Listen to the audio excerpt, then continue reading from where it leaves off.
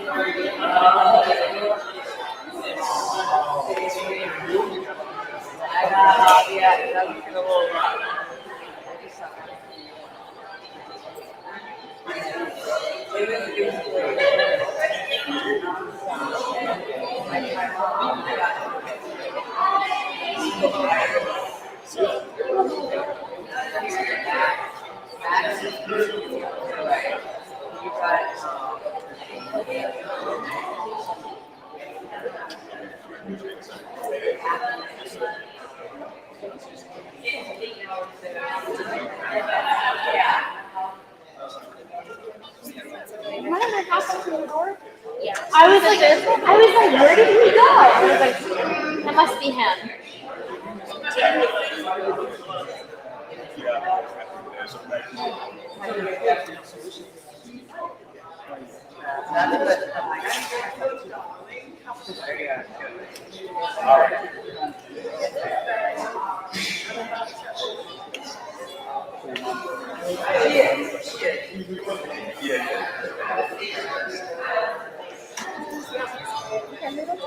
I know. I think it's so hilariously ironic that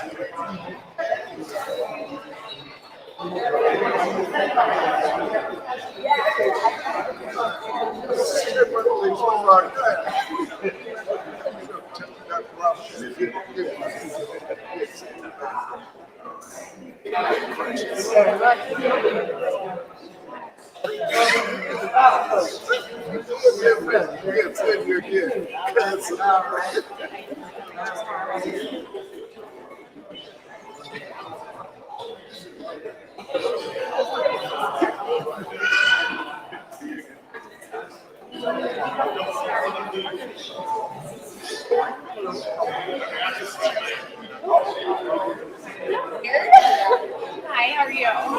Hey, how you doing? Good, and yourself? I figure out where I am exactly. Well, you're in the right place, so.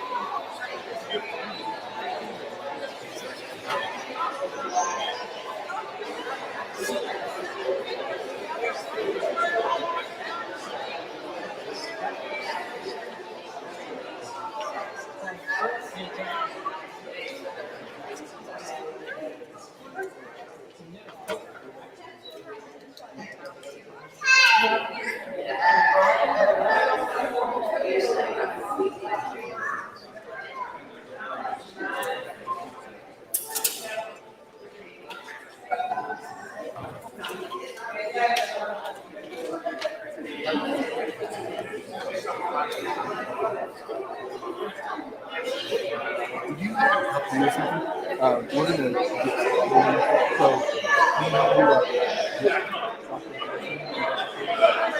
we we're going back to the concert now up front.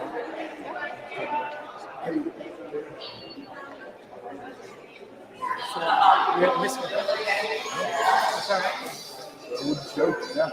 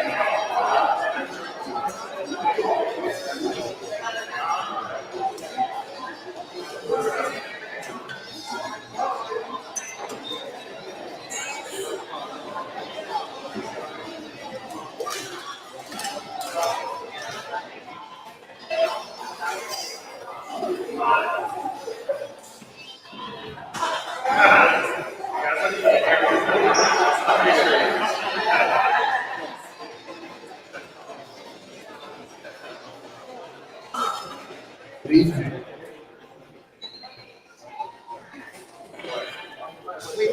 I have really an individual task of let me first Excuse me. Excuse me. My name is Brian Schroeder, and I'm an employee of the National Park Service at Central High School National Historic Site. We're excited to have 4 days of events to commemorate the Lilleboe Nine, what they did here in the city 65 years ago that reverberated around the world.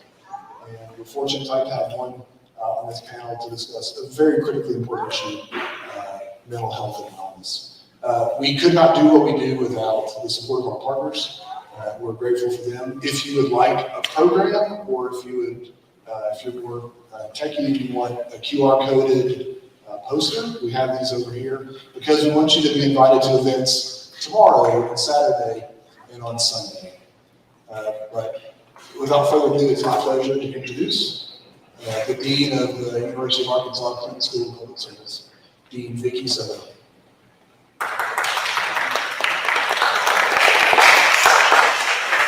Thank you, and thank you, Brian, for your service, for your incredible public service. Welcome to the Clinton School. I'm Patricia Griffen Soto. I am the Dean of the Clinton School. It is my honor and privilege to serve in this role. And I am so happy to welcome you, the panel, and those of you joining us tonight for this critically important conversation on mental health and wellness equity. First, I'd like to recognize, as Brian mentioned, that this programming is part of a series. Silence is not an option to commemorate the 65th anniversary of the Central High School's desegregation by the Little Rock Nine. Collectively, this week's programming will bring together participants to dialogue on the ongoing movement for equity, social justice, and diversity, all in recognition of the Little Rock Nine, whose courageous actions changed the course of American history and continue to educate and inspire us. I would also like to thank my dear friend and colleague, Dr. Jay Barth, the director of the Clinton Presidential Library and the Central High School National Historic Site, for working together to bring this important conversation together to the Clinton Presidential Center. Tonight's discussion will focus on the critical role that systemic inequality plays in mental health and wellness. Facilitating tonight's discussion, we are honored to have with us Dr. Terrence, one of the brave members of the Little Rock Nine. Dr. Roberts is a published author and practicing psychologist. He was awarded the prestigious Spring Arm Medal by the NAACP in 1958. And in 1999, President Bill Clinton presented the nation's highest civilian honor, the Congressional Gold Medal, to Dr. Roberts and other members of the Little Rock Nine. In addition to serving as CEO of Terrence Roberts and Associates Management consulting firm, Dr. Roberts maintains a private psychology practice and is a desegregation consultant to the Little Rock School District. Ladies and gentlemen, let's welcome Dr. Terrence Roberts.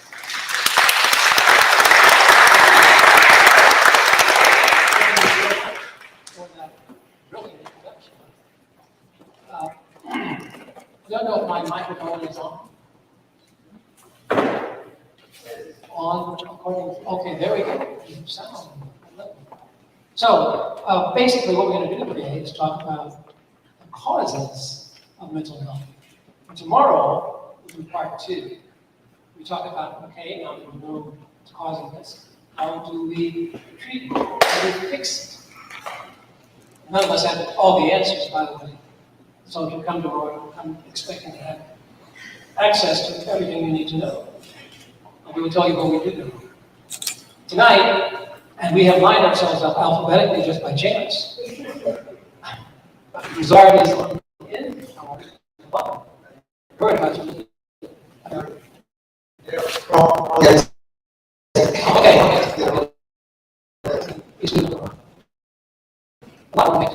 So, again, we have Dr. Griffen. This is next, and then very Liuzzo, who's right here on my right, and then I'm R last. Just works out. Makes it easier to follow people after the groups. Just one initial, one letter. Well, anyway. But tonight, we probably going to talk about why mental health. You know, as human beings are physical, social, cultural, mental, and sometimes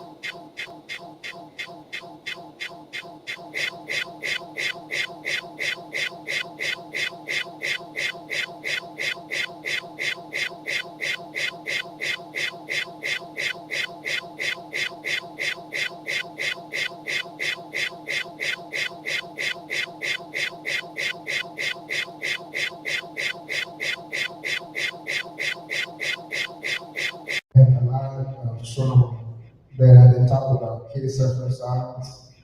And it's easy not to talk about it because society.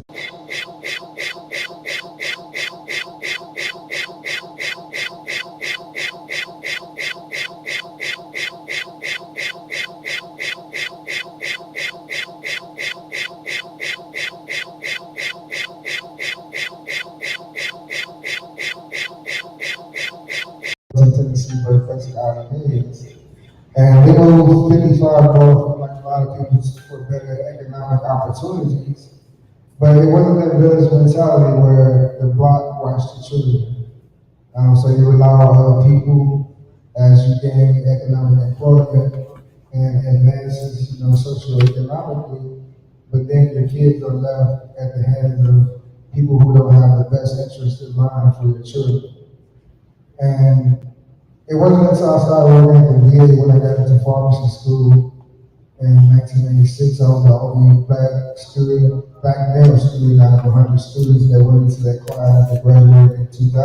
That I was doing my mental health rotation, and I was talking.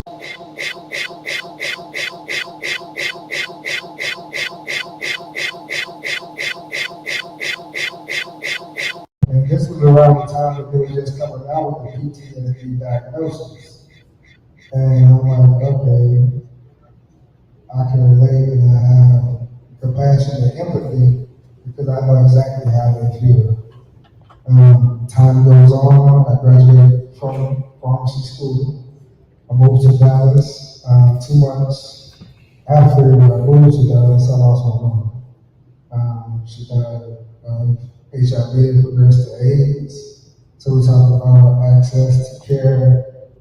And she had ovarian cyst that ruptured. She got and you see celebrities, everybody in particular, Brittany Johnson, some of these other people did investigational drugs that were not on the market, that are on the market, and where people can live a normal life with HIV. And at the age of 16, I started to kids experiment. That's what we do. We take peer groups. That's important. How our friends feel about us. And some kids experiment, take a drink, and it doesn't do anything for them. Some people can have a drink socially. But for me, it was medication. I finally felt calm inside my own skin. So we talk about trauma, and we talk about how does that get into the body and under the skin, and it's the biological stress response. So we have 3 types of stress. We have positive stress, which would be a kid going to school for the first time, kindergarten. You have tolerable stress, which is your home right now. You may lose a loved one. That's a part of normal life, and that's on a continuum. Some people recover. Okay, some people have long-term problems with that, so that's kind of a gray area. But then you have toxic stress, and toxic stress is when your body, nervous system, your biological system becomes activated. So they call it fight, flight, or freeze. And the fight, flight, or freeze response is only good for emergency situations. But once you have a pile-up of risk factors, such as trauma, abuse, neglect, a parent incarcerated, a parent on drugs, witnessing domestic violence, which is very common. After so many pile-up of risk factors, and for me it was over a 2-year period where I was constantly going to these people's houses that I didn't want to go to, but I would always freeze. I would never say anything to my parents because I was threatened. So 30 years went by, 32 years actually until I was 38. And I got a DUI 2011, got a DUI 2012. And I took an oath to promote the welfare of humanity and alleviation of human suffering. And that included myself, which I didn't see at the time.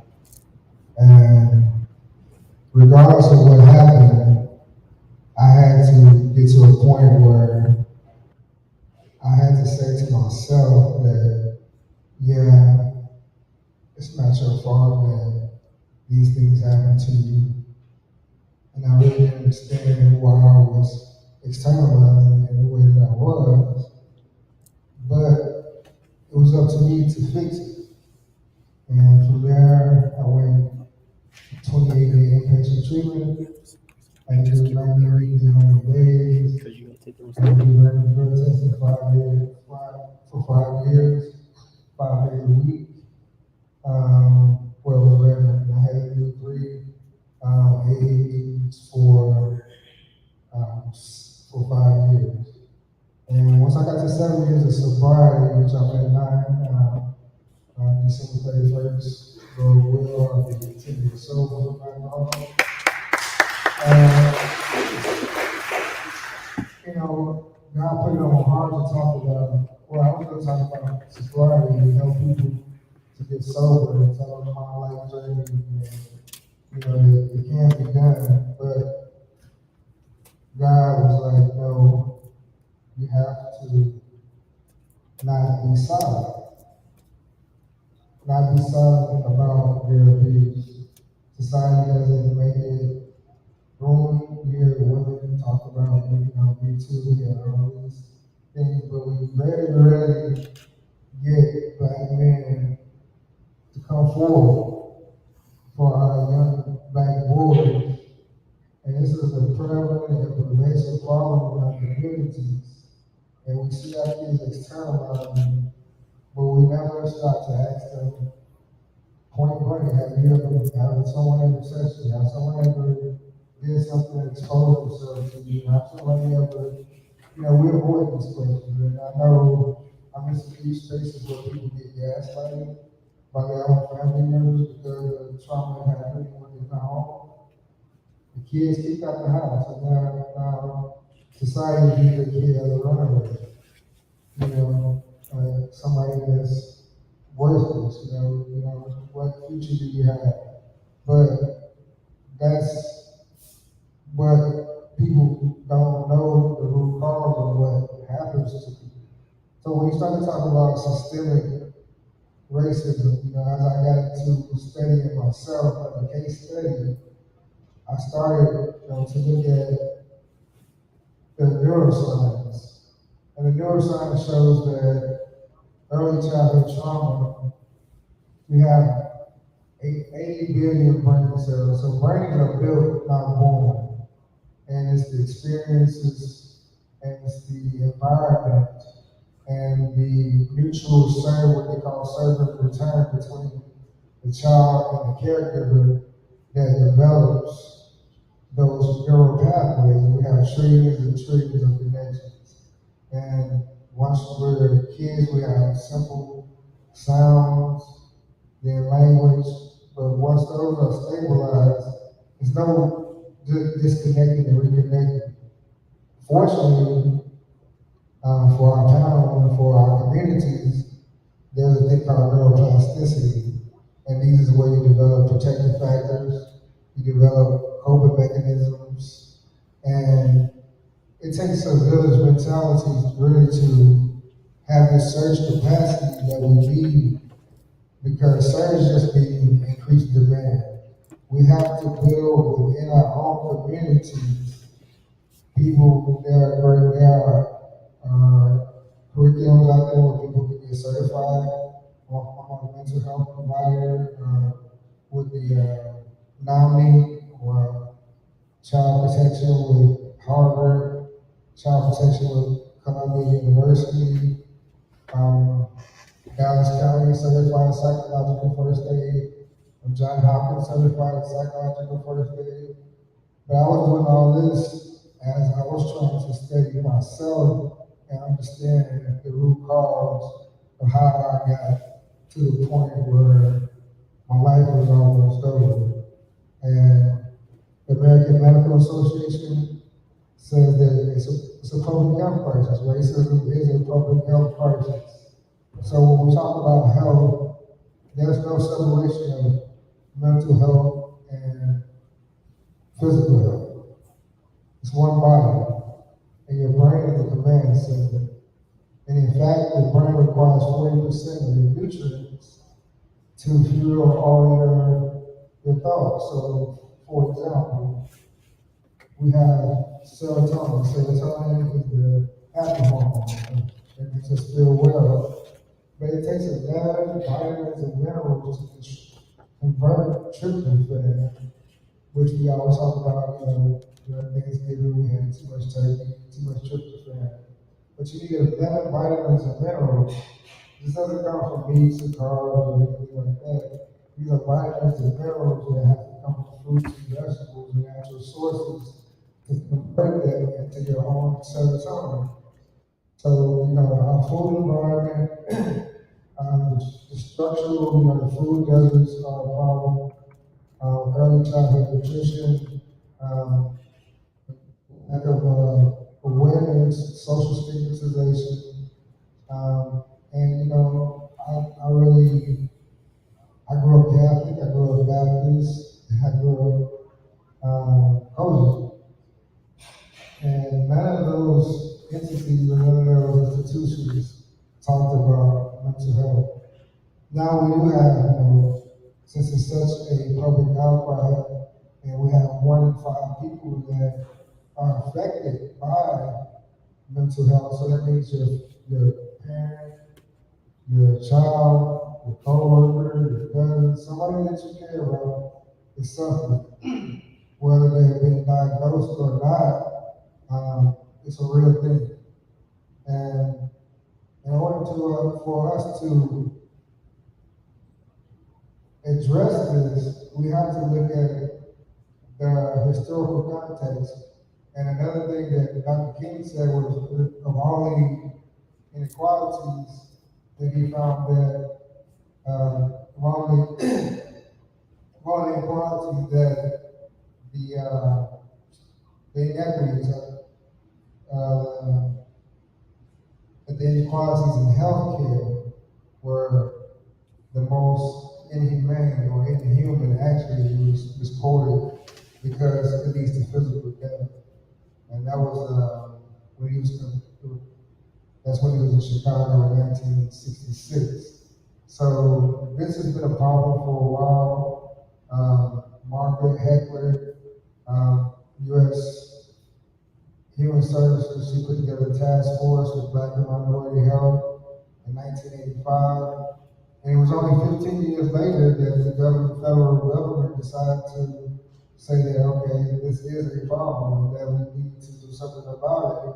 And they came out with the Healthy People Initiative, which every 10 years they set goals to decrease these health disparities, which is systematic differences between the most advantaged and disadvantaged.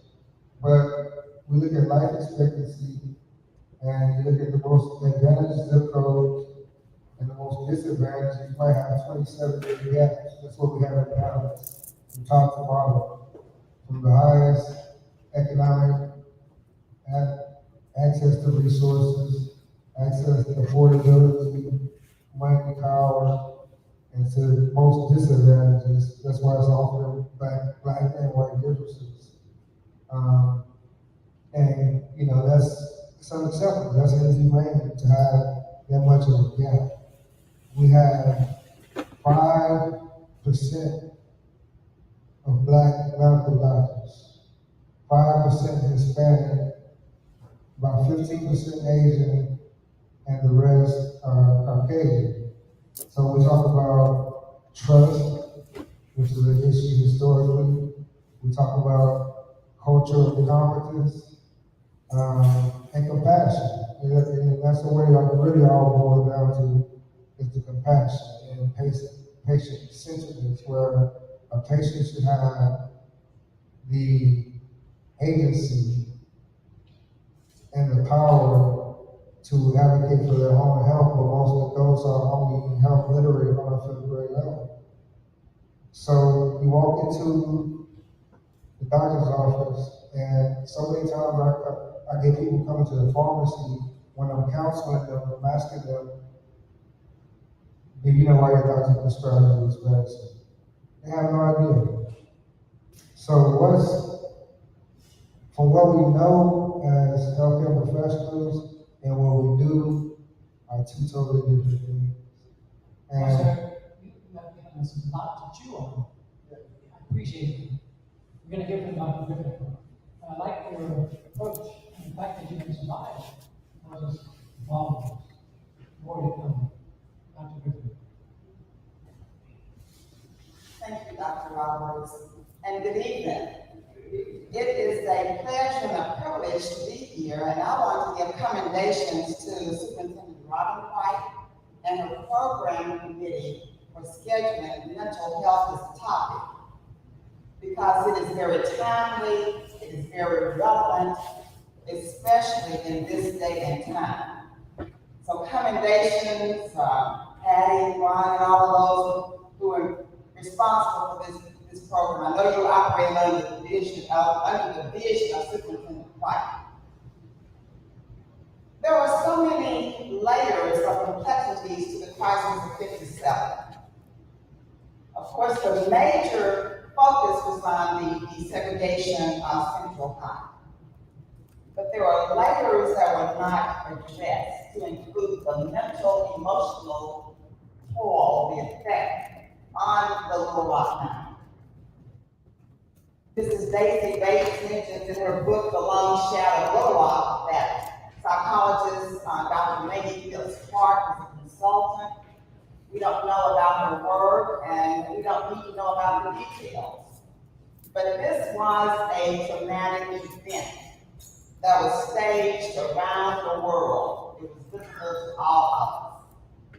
The Little Rock Nine, of course, paid the biggest price along with your parents, the community, churches, you name it. And they went day in and day out.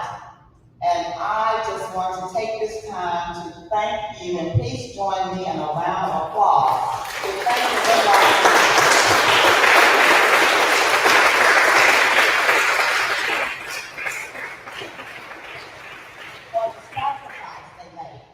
They live in traumatic, they live through trauma every day.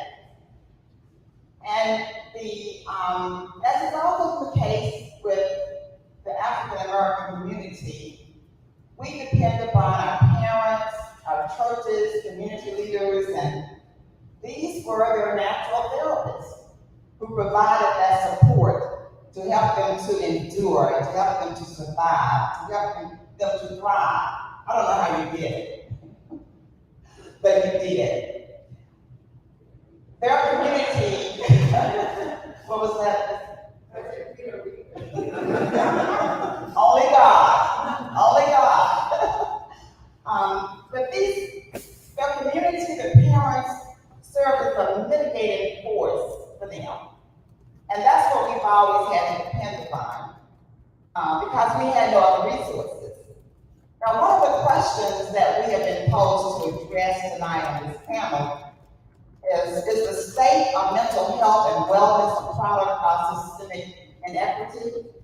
Well, yes. Since Dr. Broussard gave a personal narrative, I had not planned on sharing this, but now it goes. I will just share a personal narrative of my experience with systemic inequity as a psychologist. I decided in ninth grade to become a psychologist. I'd never seen a black psychologist, but I knew that was what I wanted to become. I did well in undergraduate, and I just knew that I could write my ticket to any graduate program in the country. That did not happen.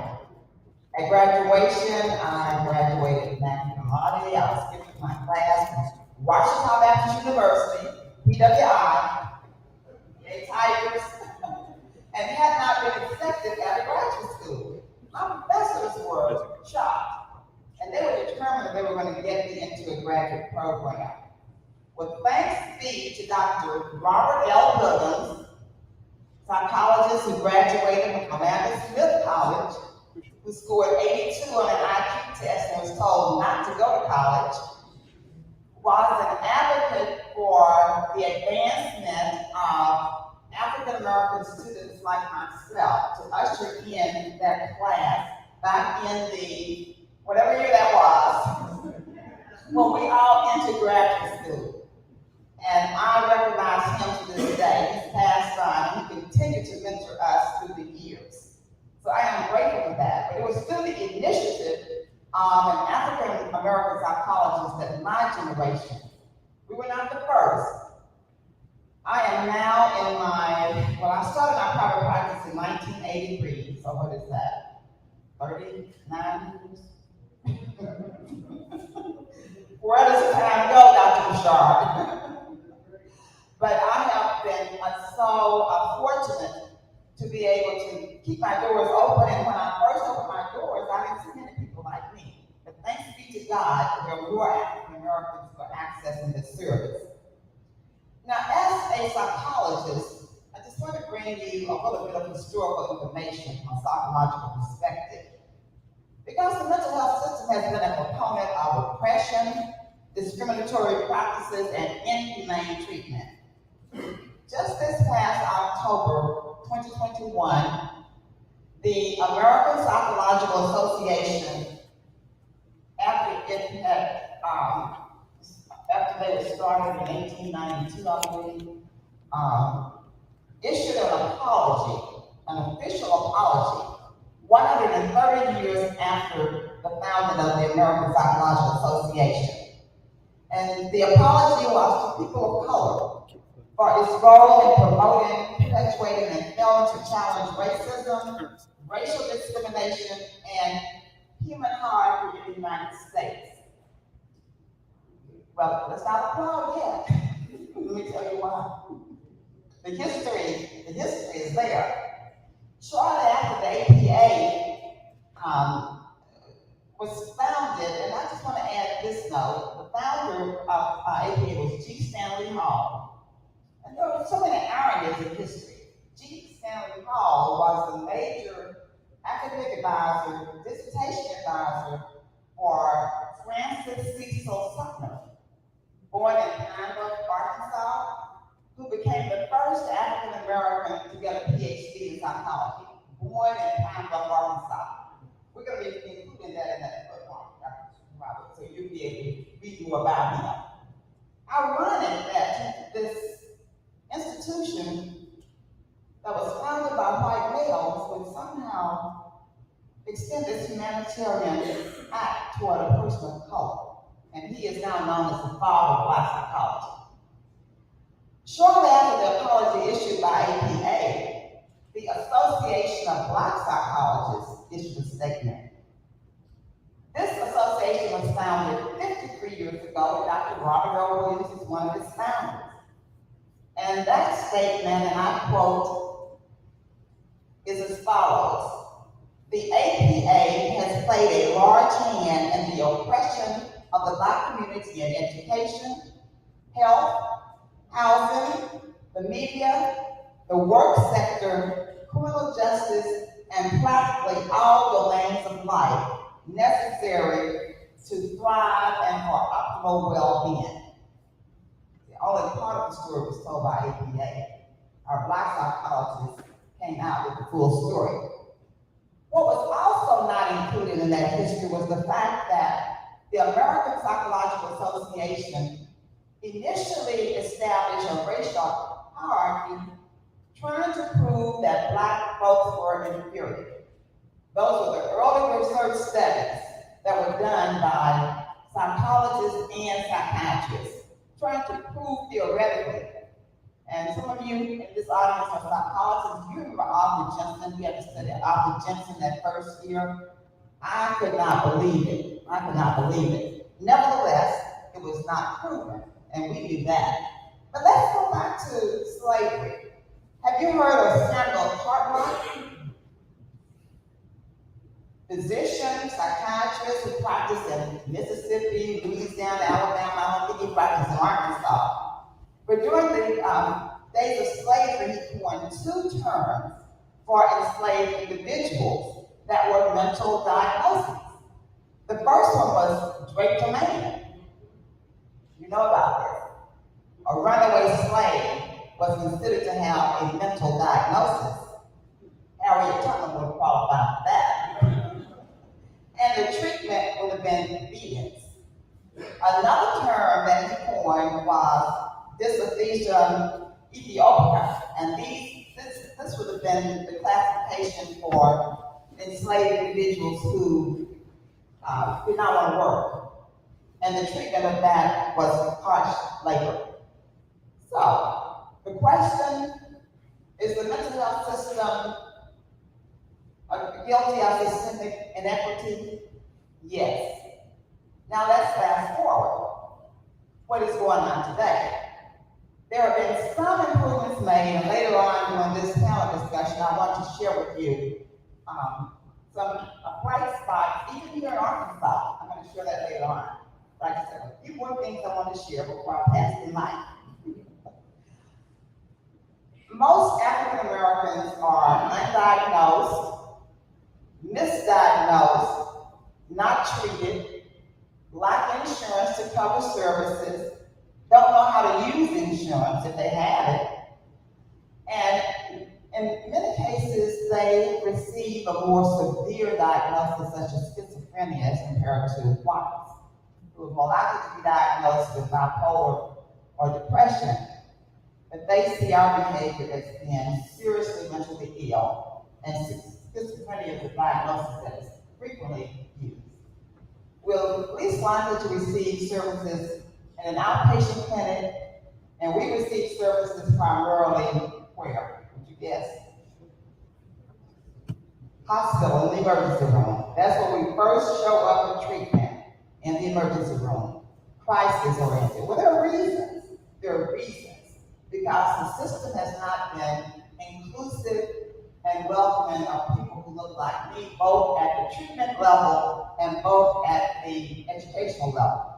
Now, there are some changes that have been made, and I'll share with you that those changes later on. But I just wanted to give you those statistics as a backdrop for our discussion and for your questions. Thank you. Well, thank you very much, Dr. Griffen.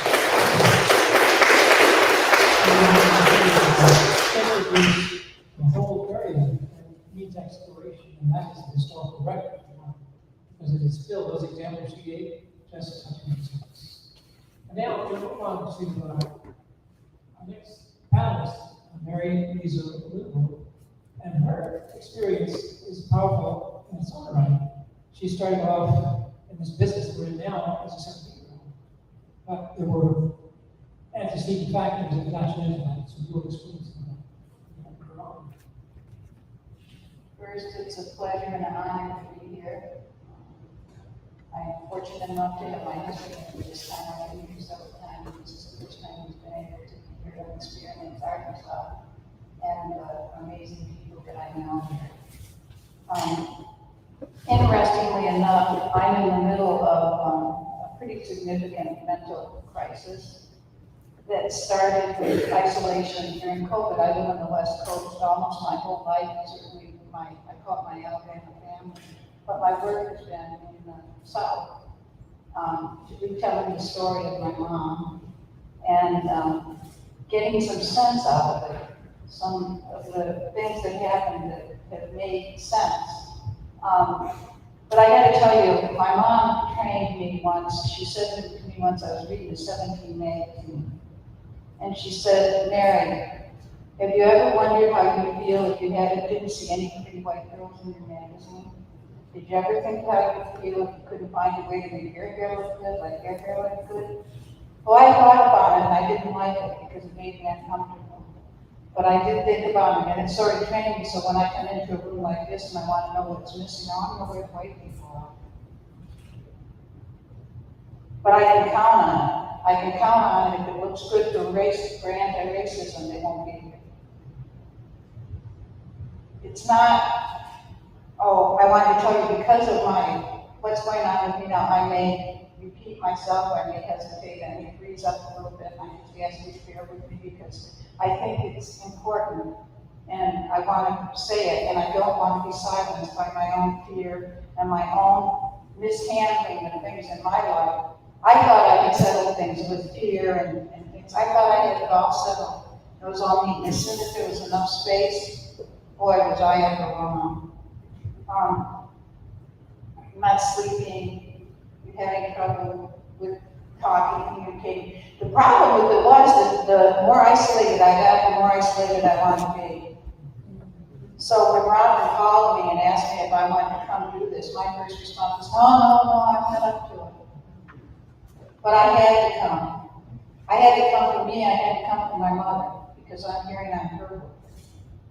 And I will tell you something, the things that I have learned as the result of a white person involved in a biracial pride, I don't even know what you would call it, but the fact that I experienced something that, after my mom died, we got, in our house, we got sent mail from the mail. The mail was coming in big bags of mail and delivered it to her house, and me and my older sister were looking through it. There were a lot of condolences and things like that, but what hit me was the hatred.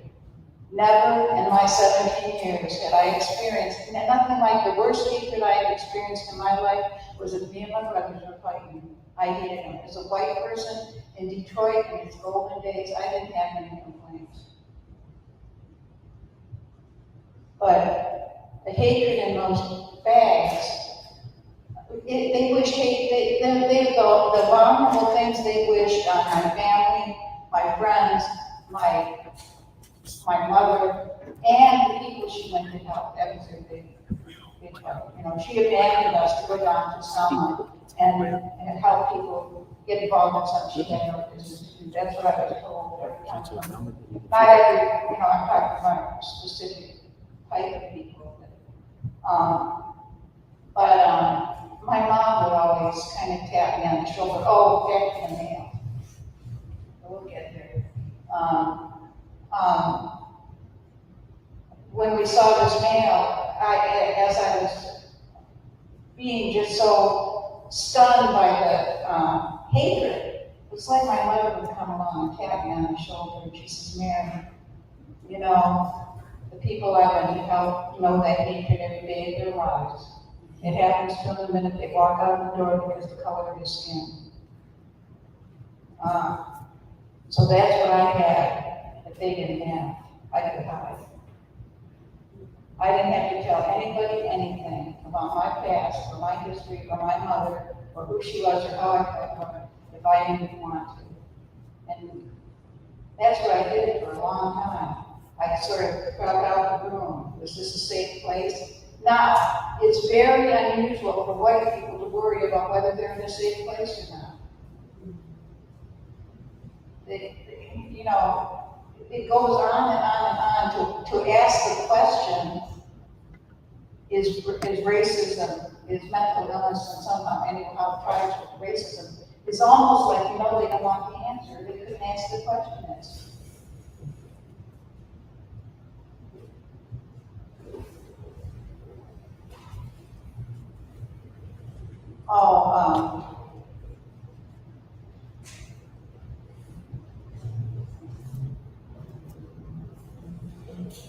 I guess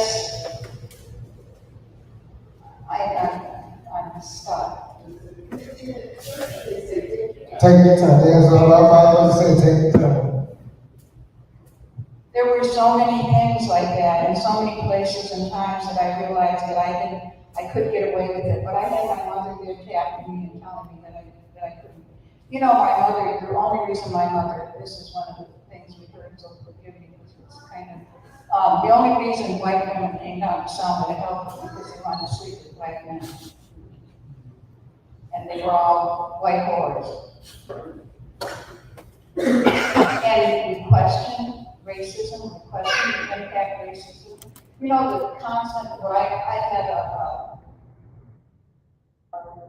friend, her granddaughter, growing land, anyhow, her little granddaughter, she was about 50 years old, and she was looking in a magazine, and she saw Max or something come up with a new color lipstick, and they had used a black model to show the color of the lipstick. The response they got from other readers about the horrible mouth they were using and stuff like that, I said, look, every white woman in this country is saving their money to try to go in someplace and get lips or hair, rear ends. Everybody knows it. That's what I mean. That's why these questions it's so true. But that's why these questions, you know that nobody's looking for an answer. Or they couldn't ask some of the questions that they asked. The answer is in the question. So I had to come here because I have so many examples. Like I'm serious. I've gone places to do talks and things like that, and I can tell them, and it's not like not necessarily should be that way. You know what I mean? It's not like in white neighborhoods or everything should be white. There's government buildings, schools, things like that. But you can tell.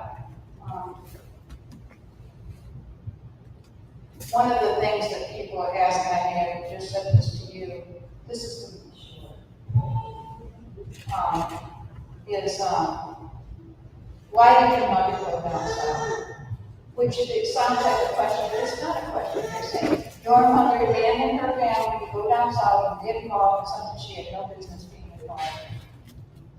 And they wanted to know, and then people want to know why she went. Well, I'll tell you why she went. She was watching Bloody Sunday on TV. Dr. King came out and said, hey, if you can help, if you know this is wrong, please, could you come and help us? And my mother, she saw wrongdoing, and she interviewed it, or somehow affected. She was fine. She got in a car and drove by herself to be quick, and she didn't sound out. For the sole purpose of being counted.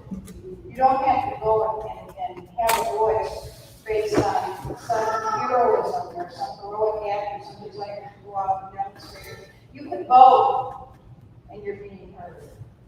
You know? So they asked me this question for ever since Mom died. That was the question I got from why she go down there.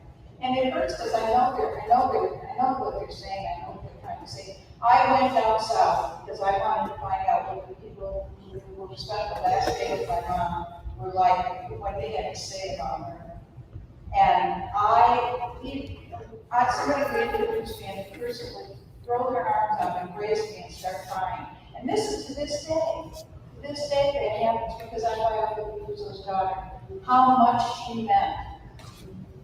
The work she did, how much, and it wasn't, she didn't do it, she did it as one of tens of thousands. She didn't do anything spectacular except drive with some people. She was taking, the people that went to Montgomery had to go back to Selma that night, and she was driving them back from Selma to Montgomery. She had a young black SNP worker in the car with her other boy, and she was overtaken by a car full of Klansmen and shot me in the head. And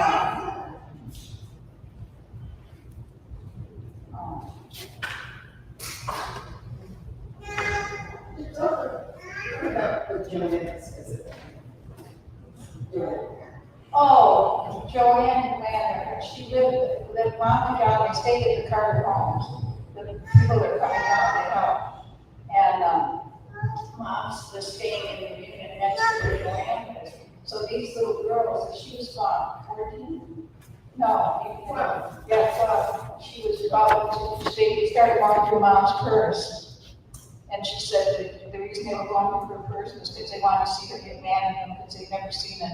They wanted to see the devil jump out because they'd never seen a nice white person. You know, it's true. You live in South Alabama. She taught me, well, she didn't teach me, but I count. I count the number of black people and white people that come on TV. I count, when I go in, I went into a store in Washington, D.C., the most popular and the wealthiest black community there. They had this magnificent food grocery store. They had a department for every kind of grocery thing you could think. And it was a black were the customers. And they were walking out of the checkout, and there's a big magazine rack there. 90% of the pages were white people on the front of the magazine. Does that make sense? No, I know it doesn't because of what Mom said to me about 17 magazine, and I know how it made me feel. She said, well, like, when we took our little brothers down to see Santa Claus at the Hudson Wonderland once, we're walking out, she said to me, what do you think, how do you think neighborhood, there were no white Santas, and no white cows, and no, I mean, it's everywhere. When Delta Airlines first came out, they had those individual signs they were putting along the walkway there. They were all either white, and they had one black girl, and she was so not black that you could actually tell she was, but she was. And they were on every poster. It was like, I mean, it's everywhere. So what do? We got to get people to look at it. It's wonderful that we're all here together, but we're all talking to ourselves. And it's, believe me, I've been trying. So anyhow, I'm just grateful. Whatever it is, I get the most rich love of life anyone could hope to have in her lifetime, and that's because I'm my mother's daughter. And thank you.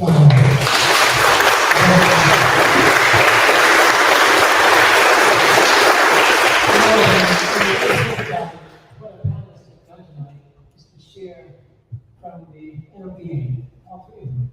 You got information that has been very, very important in our lives. Some years ago, social anthropologist Ernest Benjamin penned these words: "It is the task of culture to provide each and every single individual the firm conviction that he or she is an object of primary value in a world of meaningful action."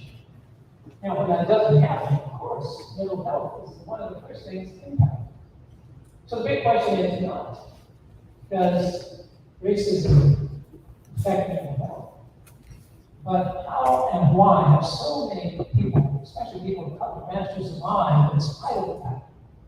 Great assault. From rape to mania, we'll give you a call back as the resume was to the transgender. Why the thing once again? So one question I want to pose to panelists is this: in what way is this thing called racism impacting us in ways that we don't even know? That's a deep question. Okay, let's go for it. Yeah.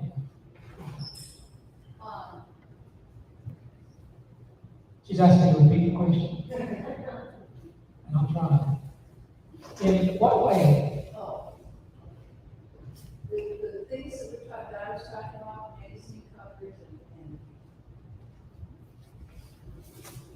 and the things I was talking about, like the magazine covers, that wears on you. It wears on you to your self-worth and your sense of value of just being eaten away.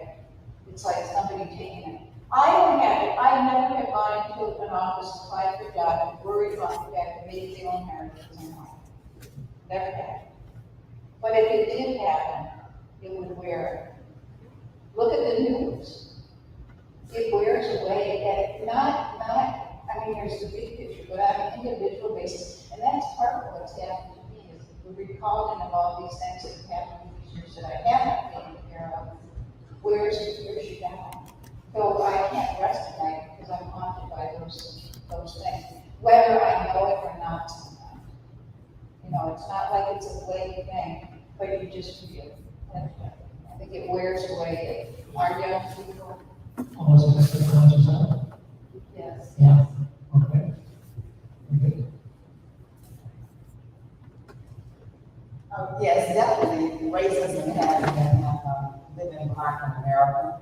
I just want to share a quotation with you from Dr. David Safdie, who is U.S. Surgeon General and now is the co-founder of the Kennedy Center for Mental Health Equity in Atlanta. He's continuing his campaign for mental health initiative.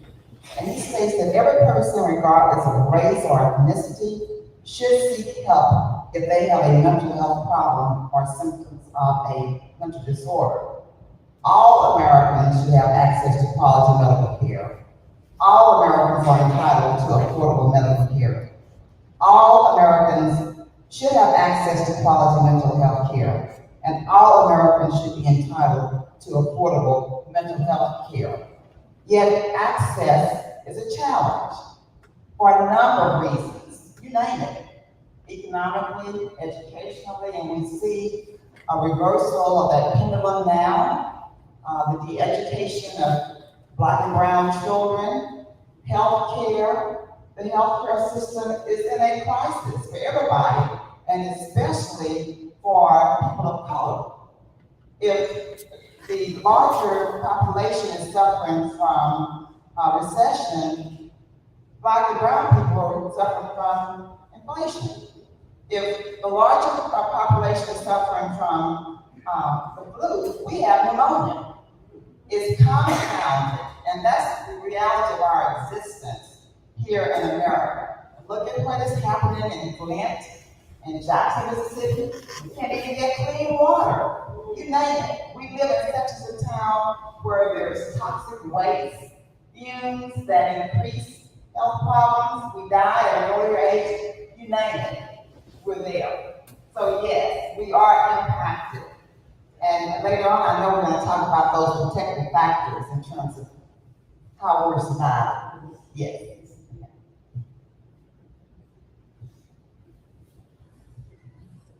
Well, race, when we look at race, it's a social construct. It's not where your origin or your ethnicity. Race is a social construct, and it serves as a proxy for political marginalization, social stigmatization, and economic exploitation. And you have three types of racism. You have personally mediated racism, which is racism between two people or individuals interacting. You have structural racism, which we were talking about with mental health and the healthcare community, and the things we see from top down from the government, horizontally and vertically. And you have, the worst part of it is the internalized racism. And that's when we start to take on society's views of what they tell us that we are. And that's when you get a sense of a loss of hope. And that's what we see with a lot of our young youth now. When you look in the mirror and you don't like what you see, it's easy for you to inflict pain on someone else that looks just like you. I was born west side Chicago, and I was two first cousins to, the streets, and one was a Marine, and it was just devastating. And the last time I was there, I went back to my old neighborhood where all these traumas occurred. All of them, all the guys that I knew with this grammar school with, they all were dead.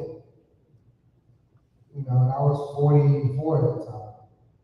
And the internalized racism, I think, is the byproduct of the structure. It's just a trickle down effect, but it has the psychological impact of that, to not like yourself because of what other people tell you that you are, and that your work, what your work is. Incredible story altogether. We have a task tonight, and that is to try to identify as much as we can the causes of the mental health crisis. And it is exploding. I was amazed here too long ago when I remember young people. Much of the rationale was that the pandemic was the cause of it, but the suicide rate among teenagers is skyrocketing in these past 2 years. And there's also, I would imagine, a component of racism attached to that. Any thoughts on how that might impact? Since you raised the topic of suicide, the suicide rate for young African American males is increasing. And also for African American men, because of that sense of hopelessness that we see so prevalent in our society. People that have just given up. And we don't have the community structure that we did when I grew up. I grew up under the Jim Crow era, but I consider the resources that I had very rich and well endowed. from that African American community, from that African American church. The church nurtured us into being somebody. Everybody is somebody. I grew up hearing those idioms in the Black church. And I internalized that, Dr. Broussard. I didn't know what colorism was until I got to college. And my father has a birth certificate with his race listed as white. And we had different view of hues in my family. But those are not the messages that I got from my community. Those are not the messages that I got from my family. And unfortunately, we don't have that in our communities now. Because there is a decline of the Black community with violence, with increased incarceration rate, with the increased number of African American children who are being channeled into the foster care system for little or nothing, with the policing of children in school systems, you name it. We're facing it. We're dealing with that. That's the reality of living Black in America. And I think we need to look at what our options are. Well, that whole concept of living Black in America has been broad over time. In my lifetime, of course, going on in the age of now, it continues. It's amazing how things seem not to change. In fact, my wife, as a historian, was telling me the other day, she has done research by going over the archives of newspapers from centuries ago. And she said, sometimes reading those newspapers from the 17th and 18th century is tantamount to reading today's newspaper. Headlines remain the same, topics remain the same. So in a sense, we've been dealing with this for a long time. That's why I was reading, I think, from the Hall Foundation in Texas. Just a couple of years ago, or last year, we decided this is now a real crisis. What took us so long? I don't know. Yes, ma'am. One thing that I noticed very big thinking versus the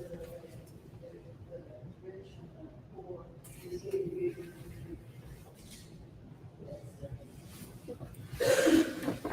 It's getting harder. Everything, a normal family can't take the kids to law because it costs too much.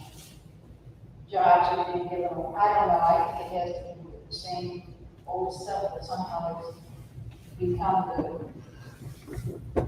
leading force.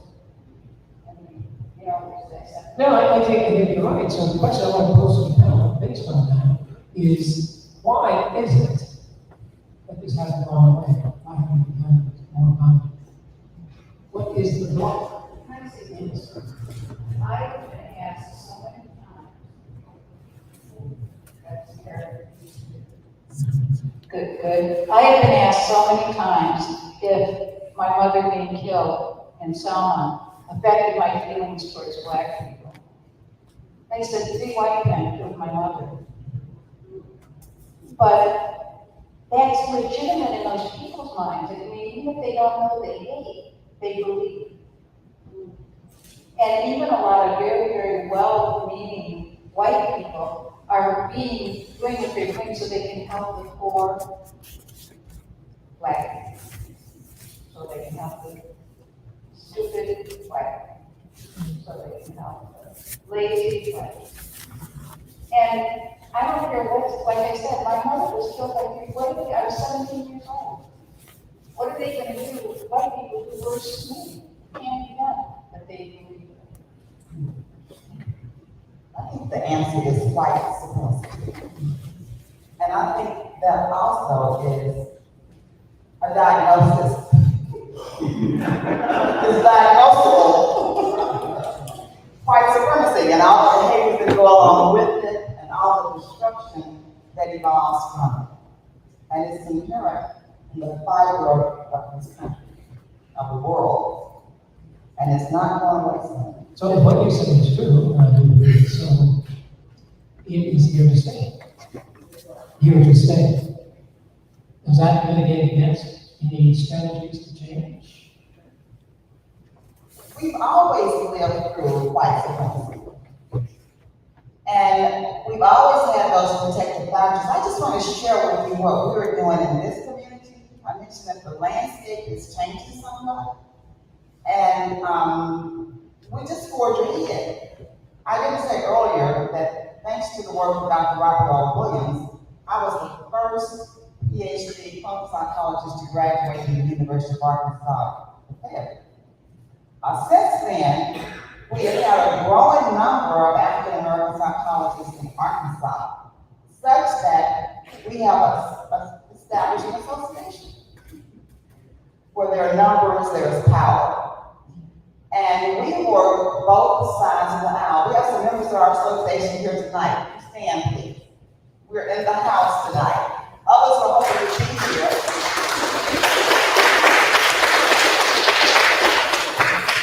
And we work both sides of the aisle. We work with our Caucasian psychologists to help to sensitize them to the issues of racism, oppression, and we're also at the table. I was the first president of the Arkansas Psychological Association. The year I was president happened to be in 2014. And we recognized Dr. Terrence Roberts that year because that was the anniversary of the anniversary of the Civil Rights Act. We donated, this was in collaboration with the Arkansas Psychological Association. We donated to the Little Rock Foundation. We have chair committees. We brought in diversity with our professional development conferences. We have sponsored programs at Amanda Smith where our white peers are there. Because we don't have enough providers of color to provide the services. And I tell them I want to make sure when I make a referral to my Caucasian here that they are at least sensitive and know how to talk to Black folks. But we have to relate. So we work both sides of the aisle with the Arkansas Association of Black Psychology Professionals, the Arkansas Psychological Association, the Association of Black Psychologists. We've had them to come in. And we've also had members of the American Psychological Association come in. Because we have to rub shoulders with our peers so that they can understand the plight of living as an African American in this society. We have to help raise their sensitivity level. So we're very small, but we don't do the work by ourselves. In 2020, we recognized Ms. Minnie Jean Brown for her social advocacy. And we had a community-wide gathering. We had a few of those. So this is something that we have done to change the landscape of sensitizing others to the plight of what it means to live Black in America. It's a lot of work, but we are committed. We are committed. Wow. You know, I think it's time for us to open this up for questions from the group. And we have one question ready to go, and I think Brian is on it. He's appointed. He's delegated. Good evening. Mayo Johnson, University of Arkansas, Pulaski Tech. I want to talk about, I've had the opportunity to teach around the world and live in London. It was one of the first places where I spent some time living. And can we talk about what just happened with the death of Queen Elizabeth? And I don't know about you guys, but I live in London, and I'm sitting there thinking about the legacy of colonialism, which is the legacy of slavery and all the things we just got to be talking about. And when we're talking about trying to deal with what's going on in the world with being Black and being of color, to me, it's got to be something that goes even beyond the United States and around the world. But if we normalize and romanticize about the monarchy and the British and all these things that have taken from different cultures, then I think we still have to look at the root of where we are and address some of these historical facts and put those things in perspective and try to address those as well as the things that are going on with all the inequity and disparities in this country. Yes, we are not an island isolated here in this country. You're absolutely right. So wherever you go around the world, you'll find these seeds of strife, or maybe even originate. In fact, I just finished reading a wonderful history book called American Slavery, American Freedom by Edwin Morgan. It's an older book. It's virtually a history of the Virginia colony. But what's significant is Hope came from Britain, other parts of the world, and settled there in that Virginia colony. One of the things they imported was racism. It wasn't putting in the cotton seeds, the rice seeds, and putting in seeds of racism as well. So you're right. And when you look at those crowds who are mourning the Queen, what is the real message? What are they saying? What is that legacy of recognizing the power? Very important. Absolutely. Thank you.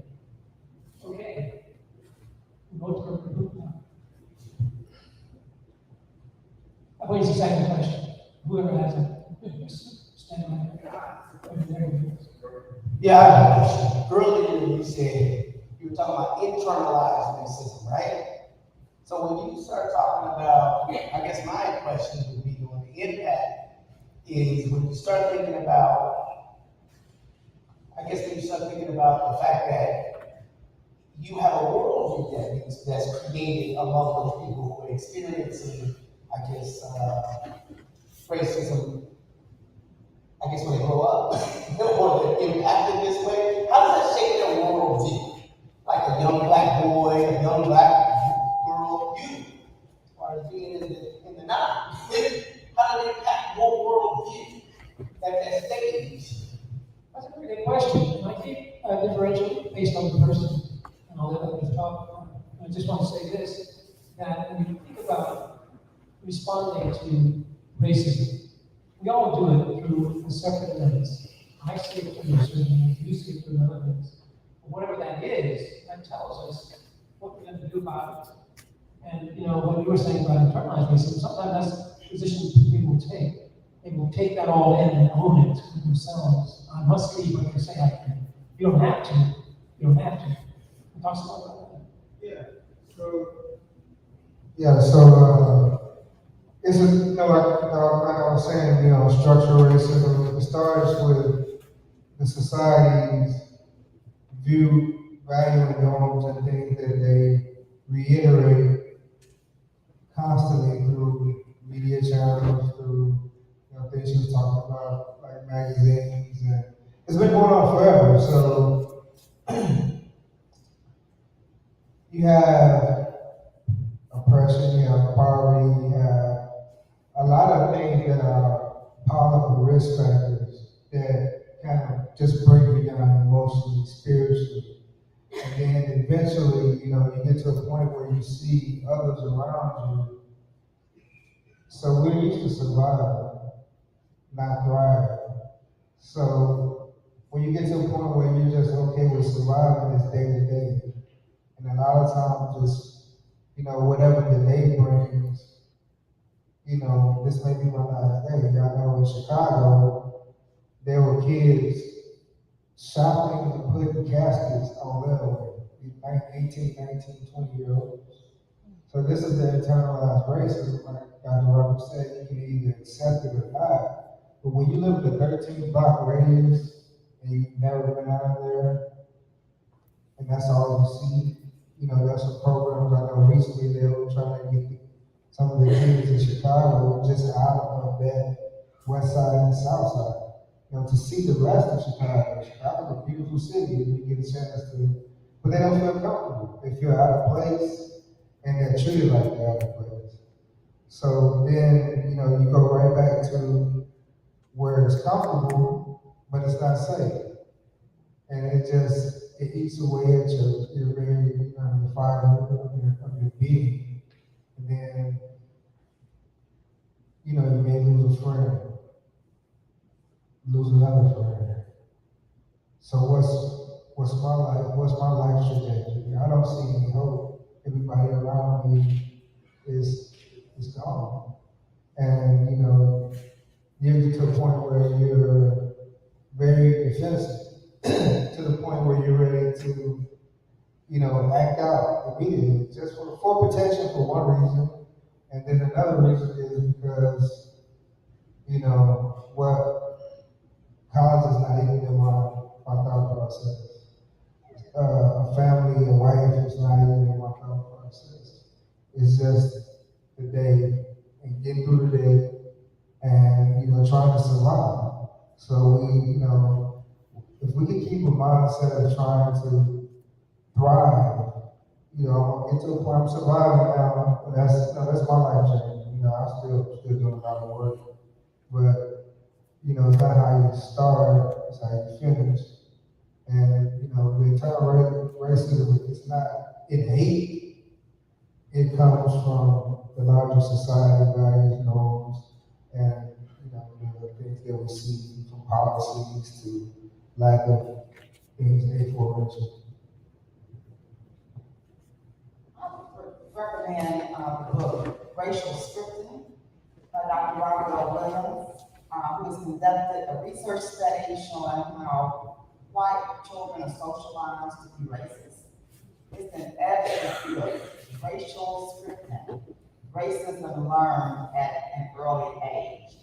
And he studied, I know that he had fourth graders today. I had a sample of younger students, but at that age, they were demonstrating internalized racism from the white supremacist standpoint. And this was at a very young age.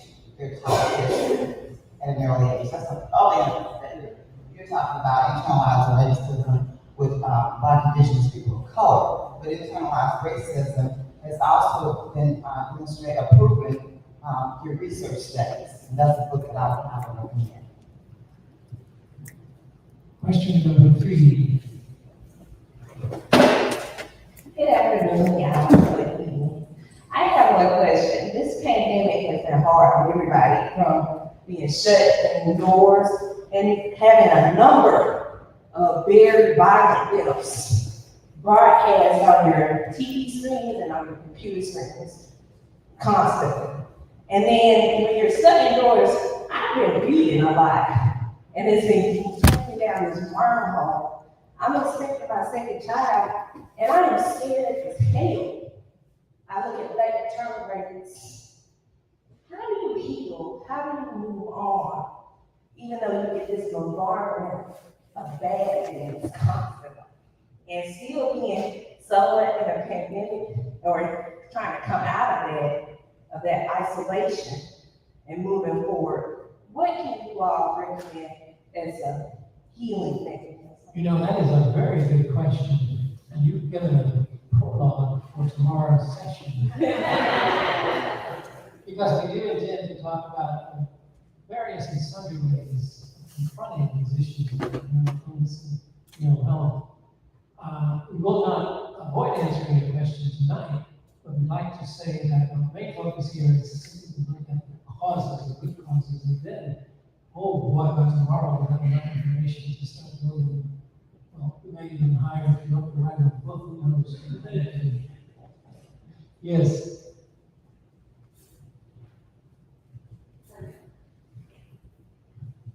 First of all, thank you so much. This panel has been wonderful, so thank you all for participating. I'd like if you all could expound a little bit more on that wearing effect of racism and the wearing effect, the impact of long-term racism. I think of my brother who died from a massive heart attack, and I truly believe it was homicide. You know, just the mess that he had to deal with on a daily basis that we talk about all the time, and the grinding effect that it had on his mind, on his heart, on his life. Could you talk about how that impacts African Americans and what can be done to try to help them see there might be in that pattern and how they might be able to work? What can I do? Thank you. If I may, I would recommend the work of Dr. Sherman James, who has coined the term John Henryism. For the syndrome you just described with your brother, Dr. Sherman James started out studying clinical psychology at WashU and shifted to epidemiology. And he has found that education, economics are not limiting factors when it comes to African Americans. We died earlier due to stroke, chronic diabetes, metabolic syndrome, and the contributing factor is racism. And he has documented this with a voluminous amount of research that he has done. And that is the John Henry syndrome. We work ourselves to that. And even though we may improve our economic status, we are still susceptible to these diseases, these medical conditions that shorten our lifespan and also quality of life. And that term is John Henry. I think one thing, when she talks to study trauma, toxic stress, not only the psychological problem that it presents throughout the life course, from depression to anxiety, but once you have that constant mechanism of cortisol starts to increase inflammation in your body. Once you start the inflammation process, it not only sets you up for long-term psychological problems, but physiological problems. Your body metabolizes, your body mobilizes glucose to deal with the threat. The threat's not there, so you become insulin resistant. And you type 1 diabetic, and the inflammation can lead to atherosclerosis, hardening of the arteries. A perfect example that resonated with me was when Eric Gardner died. And I saw how hard Erica, his daughter, was pushing. And she was just, showing up to meetings, town hall meetings. She was, I would see her publicly out speaking, advocating for her dad. And she wound up having a heart attack at 27 years old.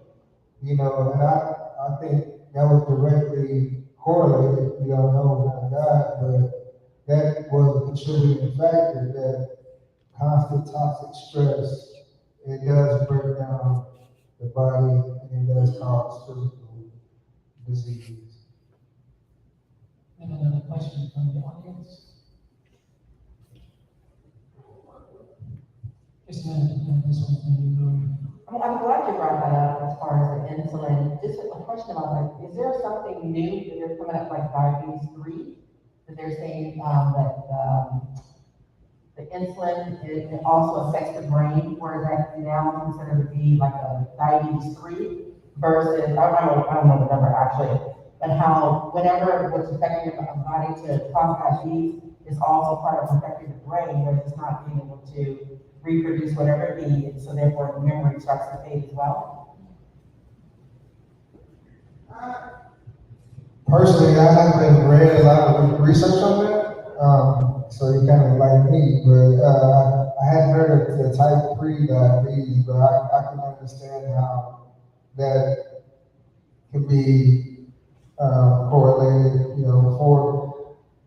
so not to get too much into the neuroscience, but the thing is we have to really realize that our total state of well-being determines our health. And it starts with brain health. It starts with a sense of well-being. It starts with a sense of not just the absence of physical illness, but thriving, having meaning and purpose in life, having, integration of mind, body, spirit. So I look at health and holistic way as far as bio, psycho, social, spiritual.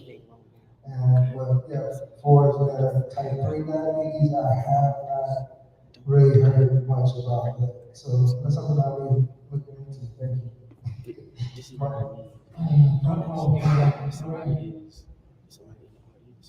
This mic's coming. To them. Sequence in the back of their heads. I'm just sure my question. We'll take it. We'll take it. I always see things a little bit different. Those people don't know it. I spent the past 50 years living in Europe, up in Sweden.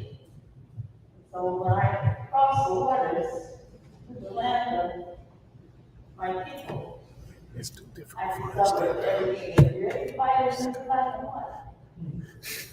But what I see, and I know really a lot of people talking about it, is I see the racism, but I see the black racism. And I see things like where there's an alumni association, all of a sudden there's a black alumni association. Or where there was one united organization that had intellectual interests. It's all of a sudden got a racist, well, I see there's a racist aspect to it. You're either active in black one or you're active in the one that doesn't have white people. Well, there's a lot of history to that. You've been in this week before too long. Yeah, very good. But the deal is, and we can talk about this off camera. What I think the point is Well, my that point is, don't you have a stress factor there? Wouldn't that be an additional stress oh, I would think so. that you have to make it focus? Absolutely, absolutely. But differentiate. Not everybody would have the same starting point in terms of making his or her decision. But like I said, your sojourn in Sweden has offered you a beefy platform. Okay.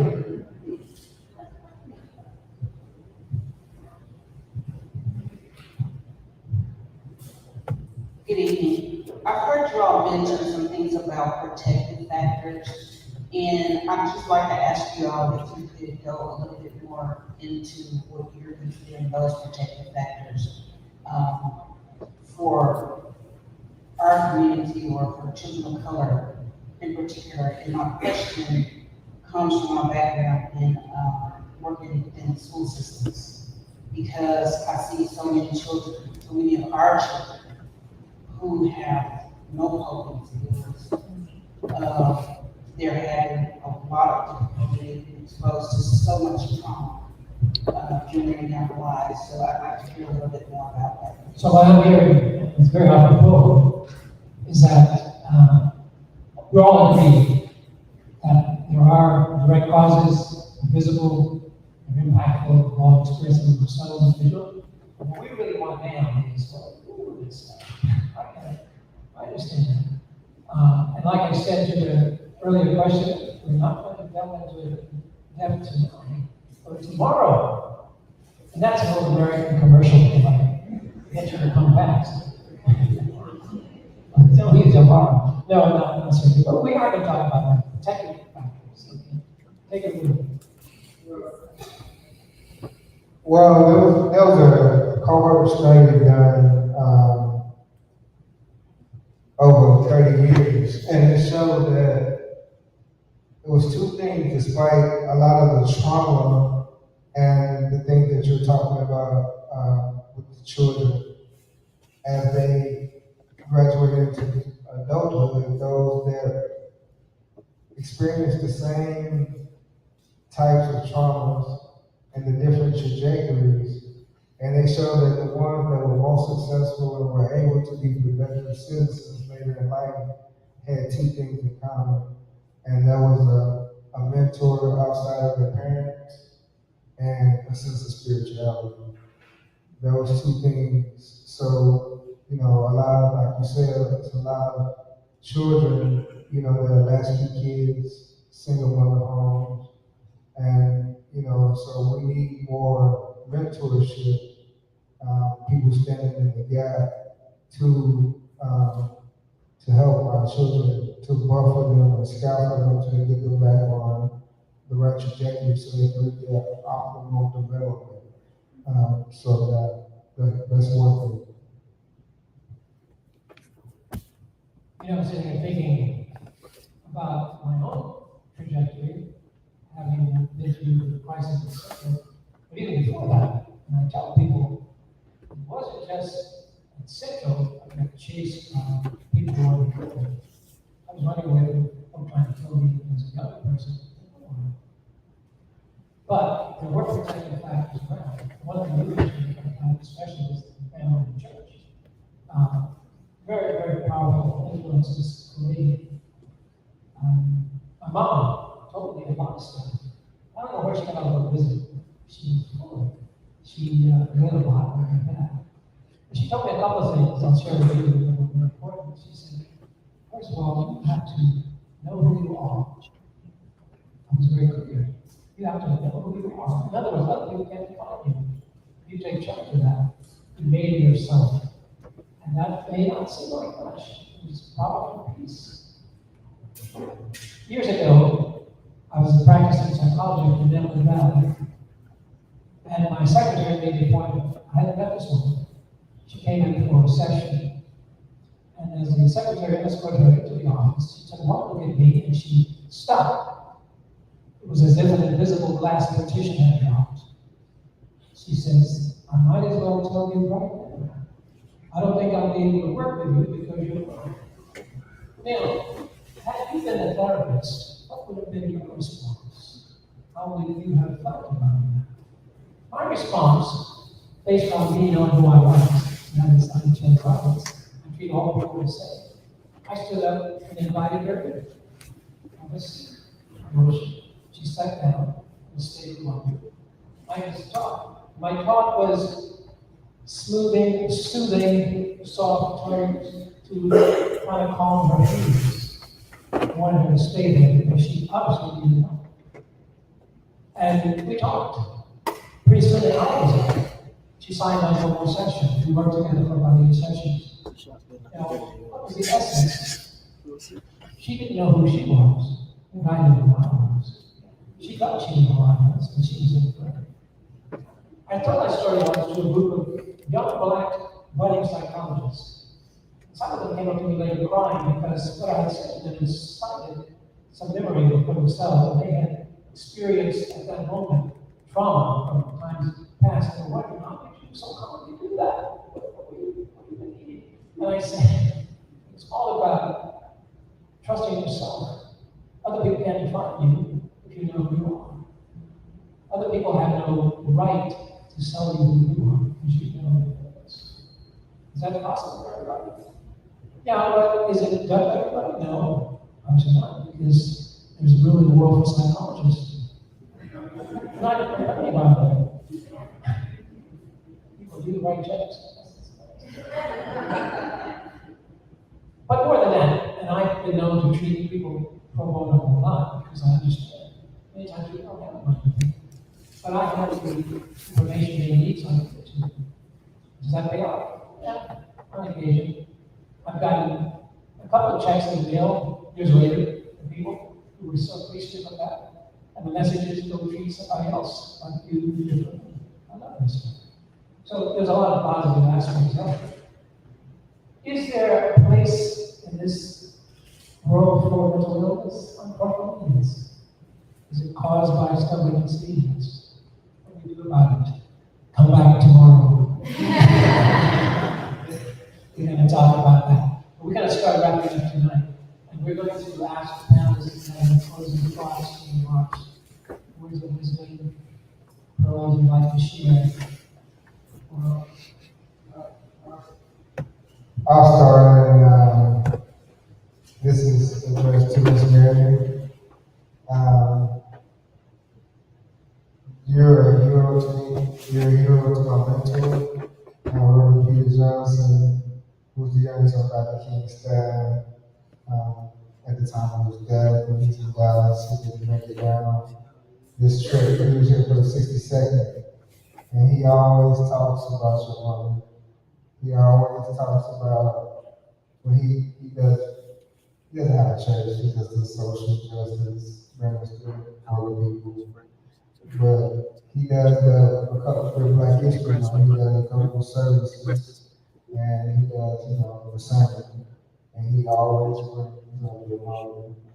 And we want to know that we really appreciate you, your family, and for you to perseverance to be here today. And it resonates with me because I have PTSD. I've been diagnosed with chronic PTSD, major depression, and ADHD, and I've been dealing with my own issues. To the fact that I had an MRI last week and I had an EEG the day before yesterday. But God is good, and He allowed me to be here, and I wasn't gonna, not be here because silence is not an option. And I just thank you for being transparent about your feelings and your state, but you've given me, my takeaway tonight is to continue to stay in the fight for me. So thank you.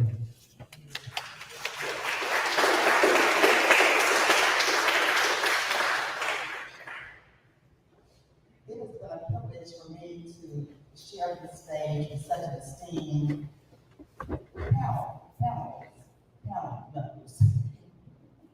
I've learned a lot, and I think when we have this type of dialogue and we are able to open up and exchange information, it can be growth enhancing. And I have grown from what you all have shared tonight, and I will take that with me from this place. And I want to thank you for being here and engaging in difficult conversation. This is not easy. This is not an easy conversation. But you have walked into this and you stayed, and hopefully you'll come back tomorrow for more. We'll be there tomorrow at Atlanta. Thank you.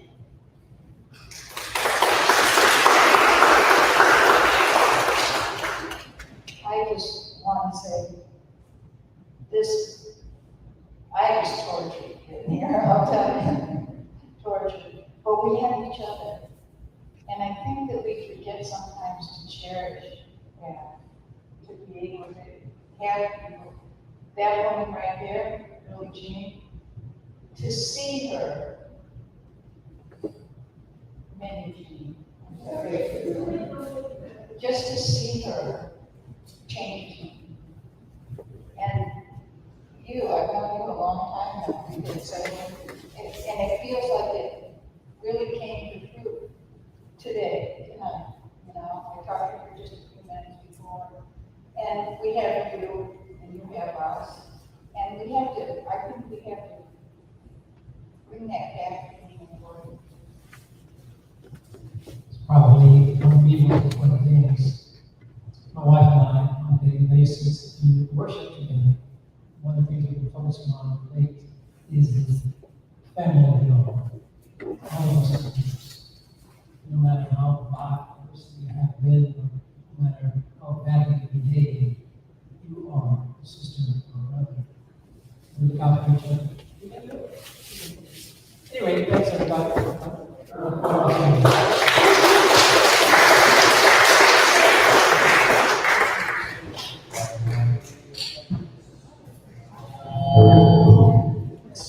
Hi everybody, I'm Jay Barth. I'm the director of the Clinton Presidential Library Museum, and I also want to thank you all for providing us this diagnosis of this perpetual inequity that has grown through the process. And I so appreciate the way in which y'all combine the deeply personal and the professional.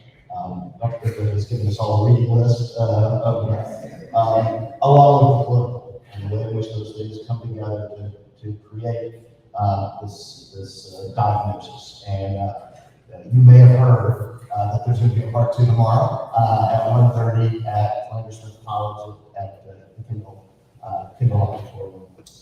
Center. And I also want to thank Dr. Roberts for the way in which he facilitated this conversation and are willing to come back tomorrow for part 2.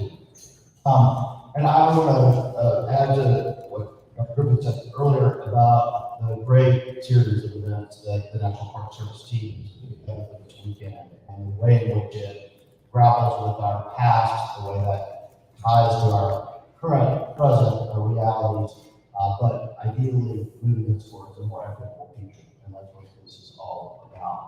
And so I'm super happy that all of us at Clinton Presidential Center can be a part of this weekend of thoughtful reflection and action for the future. So thank you all very much. Good evening. Drive safely.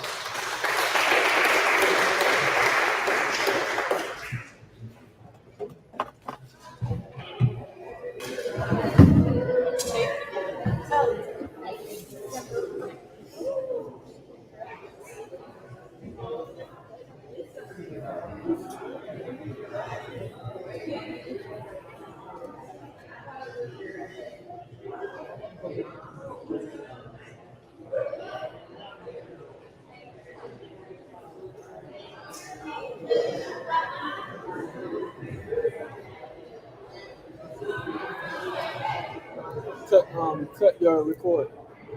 Just press the record. Just press it one time. Your trigger button one time.